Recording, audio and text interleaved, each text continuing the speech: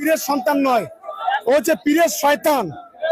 ওই শয়তানকে উচিত শিক্ষা ভাঙড় ক্যানিয়ার মাটিতে যতদিন না পর্যন্ত দেব, ততদিন পর্যন্ত ভাঙড় তৃণমূল কংগ্রেস ভাঙড়ের রাজপথে থাকবে। এটা আমি আজকে চ্যালেঞ্জ করে বলছি।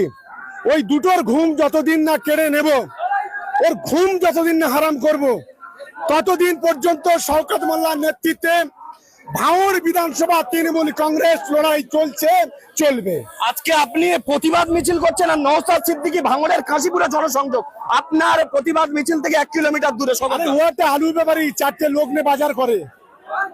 ওর রাতের ঘুমটা কেড়ে নেবো, ও রাজনীতি কি জিনিস, ওর চরম শিক্ষা দিয়ে দেবো আমি। আব্বাস আপনার বিরুদ্ধে প্রতিদ্বন্দ্বিতা করবে, ক্যানিং থেকে হুঁশিয়ারি। আরে ওই শয়তানের কথা আমি মুখে আনতে চাই না। ও একটা ক্রিমিনাল, একটা সমাজ বিরোধী। ও পীরের নামে, পীরের সন্তান না, আমি বলছি পীরের শয়তানও। পীরের নাম করে শয়তানি করছে এই দাঙ্গাবাজ। বিজেপির দালাল, ও একটা বিজেপির দালাল। জানোয়ার যে হয় সেই ঘাড়ে চাপে, মানুষ কোনোদিন ঘাড়ে চাপে না। আমি তো মনে করি ও একটা মস্ত বড় 4 পায়ে জন্তু।